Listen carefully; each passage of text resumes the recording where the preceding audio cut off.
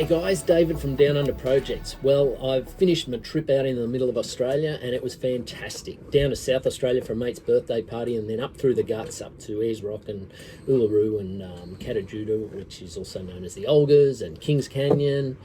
Mate, what a crazy place it is out there. It's just totally different to what I'm used to, having lived on the coast and been around the ocean all my life. That means now I'm back on a Tondaleo and I'm going to really start getting into some jobs here.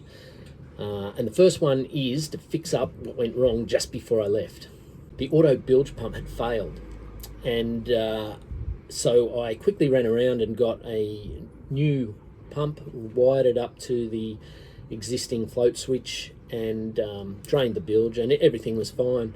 But in doing that, in a mad rush, I've got like bilge pipe running across the cabin sole. I need to get on top of all of that. All right, well, let's have a look at how I left the boat, and we'll go from there. So this is how I left it, with a little note for my son-in-law who was coming down to check on the boat. And yeah, as you can see, the last 2 or 3 steps are missing, and we've got a bilge pump hose running across the cabin sole and back down here into the bilge. Now the bilge, as you can see there, is real sort of sketchy, the way all the paint's starting to flake off. So I'd really love to get down into that and completely clean it and paint it. So that is a big job, and I will get to it at some stage. So that's the first thing I got to do, is rerun this. What I think I'll do is move that bilge back under the engine where the other auto bilge is. It really serves no advantage being down at that point of the hull. It's where they were originally installed. That's why I'd left it there. But yeah, it's just messy. So as we look up towards the back of the boat, you can see it's quite dry, but there's a lot of junk in there. So I've got to get in and clean all that out as a start. And then, yeah, just simplify all this pipe work. It doesn't need to be this detailed. Here's the pump, still works, still good. It goes into there. But all of this is coming out. There's no reason for it to be down this end. And it's all going to go in under the engine compartment down there. So I've just got to undo this for now, relocate it, get rid of all that junk, make sure the wiring will make it all the way back. Well, I'm glad I'm not on a timeline, because in tracing this wire for this bilge, it comes up into here. So to get into here, you're going to pull out your wires, your plugs, a couple of fire extinguishers, move a bit of safety gear, move a bit of hazmat gear, like oil spill stuff, and then get access to under here, which will then give me an idea of where that wire is, so that then I can rerun it back up into this area. Well, this bilge pump project is, you know, it's at risk of becoming a bit of a Pandora's box, but I want to get it right. So I'm going down the bilge later with this. There's a block of wood down there that I probably want to get out, and a lid off my lanolin grease that fell in there, and I know I've got a couple of spanners, so hopefully I'll be able to dig those out. I've got my water vac down there, so I'm going to try and vacuum out the whole bilge so it's as spotless can be. So I want to lower the level of the float switch, so I'm going to mount it here like this. Brand new, $50 for this thing, cost a fortune anyway. So that's the float switch. This will keep the wiring up out of any bilge water. Admittedly, it shouldn't go over the top of the float switch, but you know, if the bilge pump was to fail for some reason, then water would continue up. So I'm trying to keep this connection here basically out of any water. The only other thing that I've done is I've used a marine adhesive rather than anchor it with any stainless bolts or anything like that, because I've found every time I do use any mechanical types of bolts or whatever else to secure things, screws with bilge pumps, they just rust out and cause more grief. Interesting that you get that blowout out the sides. I don't know if that's meant to happen or not, but I mean, there's a hell of a lot of water coming out, So I'm happy with that, and I'll put it back in. So I've trimmed these back, and there's just maybe the tiniest bit of corrosion still sort of creeping down the wire. So I'm just going to shorten them up a bit more. So I've got a nice clean connection. Hook it onto some new tinned twin marine wire, and that'll give me plenty to play with to reroute this. And I'll just do it using those butt connectors that we solder together, waterproof and soldered. So we'll do that.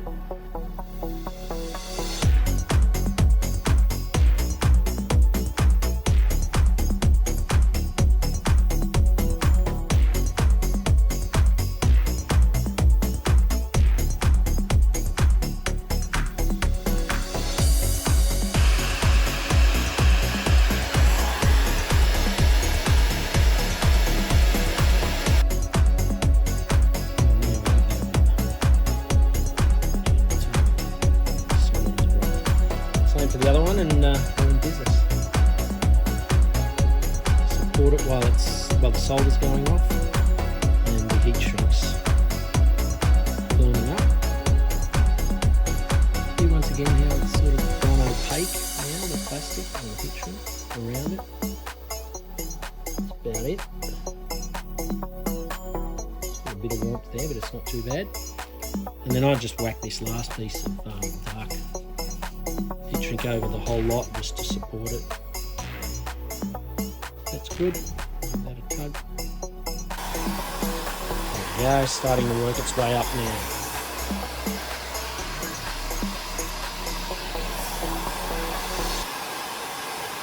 So there's a whole heap of hose that I don't need to be pumping water through. This sits nicely here now, and I can work on it, clean it, service it, then just plonk it back down in there. And then this one is the same, this little auto.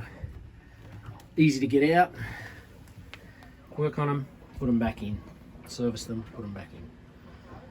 Now I've just got to get them down there. I just thought I'd mention, I mean, it's pretty obvious, but maybe not to everyone, that a lot of people buy these, they call them shop vacs or workshop vacs or wet and dry vacuums. And you just got to be mindful that you can't use the same filter with the dry stuff as you can with the wet. And if you do use the vacuum in the wet stuff with a dry filter, it'll stuff it and could actually damage the motor as well. So I'll swap that over. And the other thing is, if you're working on a boat in the bilge, you don't want to be losing any components. So tape them on so they can't come off, because the last thing you want is to drop the nozzle down in the bilge or something like that. So we'll get into this. I'll just free up my hands, and then I'll take another shot of it, and you'll see what I mean about changing the filters. So we'll just rip this out. Find a spot for it somewhere. Getting a little cluttered in here. So I think let me just undo that. So if we look at these water vac filters, this is the Ryobi one that comes with it. Quite thin and flimsy, and this is the power fit that's sold for them aftermarket, but a lot thicker, still breathes just as well, and it's got the bottom sealed off, so once it's on the machine, it's protected a lot better. All right, let's put it together and start vacuuming. Oh yeah, if you've got a dust bag, you want to rip that out too. You don't want to have anything else in there. So that comes straight off, and yeah, that'll just fill up in there. And when you're finished with it, you've got to give it a good wipe out and make sure it's dry and nothing's in there. Well, this vacuum is working a treat. Now, obviously it's not the cleanest job in the world, and you get slop and slime everywhere. This thing is unreal. These are the larger items that I've been able to vacuum out. How cool is that? I knew I had a spanner down there. I didn't know about those, any of that. That must have been before my time.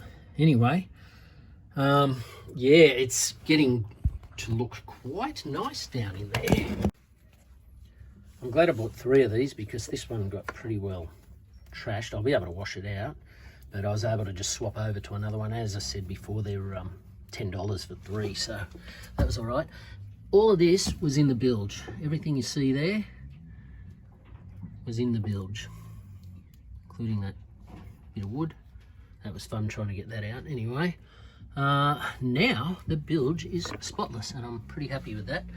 And I think my bilge pumps are all gonna love it down there.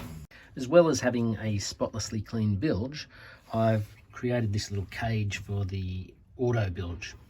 So it still pumps out here and out the hose. Power comes in from here, but it's encased in this slotted PVC. And the concept there is any large chunks of stuff won't be able to get in, but the water should still be able to. Now the volume of water, I don't know if there's enough slots to allow enough water through, but we'll soon see. And I can always put a few more holes here, there and everywhere to allow more water in. And that was just easy, just a piece of sewerage pipe, and just hit it with the grinder. So I've just put a figure of 8 in here, and it's just wrapped around this stainless eye, which is anchored nicely, shouldn't go anywhere. The whole concept is just to take the center of the bilge pump cage and hold it basically so it's just stops it going anywhere in a big sea. It might rock around a bit, but it won't tip over or drop down and, you know, have the bilge pump be upside down or anything silly like that. So there we have it. It is my automatic bilge inside a slotted PVC cage. I've just got this little line, if I zoom back out, just this little bit of twine just to hold it in position so it can't move anywhere. It's still sitting on the bottom of the bilge, but that just stops it moving anywhere forward or anything like that. So if I now take this camera, hopefully I can put it down and we can have a good look at what else is going on. Oh.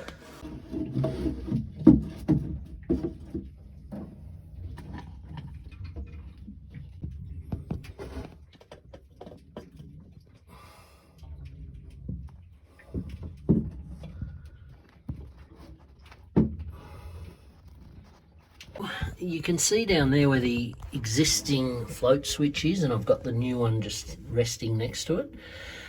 So basically the water has to fill up that bilge and then come up into what would be an overflow area, I suppose, which is essentially not that far beneath the cabin sole. So really I don't want the water ever getting up that high. So I'm going to use this extension to put that float switch down there, and then I'll just wire back into where that existing one is, and I'll remove it. And that actually might work out quite well, because I think I'll be able to attach it onto this little piece of timber in here, which is basically under the galley sink, which will mean that if I ever want to service it, I can just pull it straight up out of this hole and have a play with it, make sure it's all working, and go from there. What a great day, and what a bloody mess. But anyway, I will clean this up now. And once everything's been put away, I can rejoice in the fact that my bilge has been vacuumed clean. It's got nothing in it. Nothing. The only stuff that will go in it will be stuff that I'll be aware of from now on.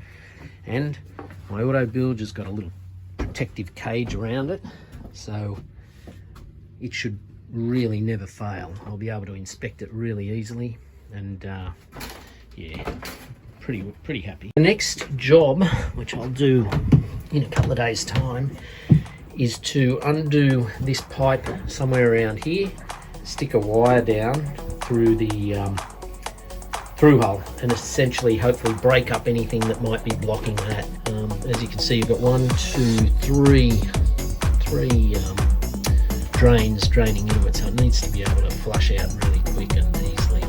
Otherwise this fills up, and water actually comes in where the instrument panel is around the side there, so that's how my bilge gets filled up. Okay, so there we have it. We've got 1,500 gallons per hour right there. Back here, we've got the auto bilge at 500 gallons per hour. And right up the front, we'll be see it, but it's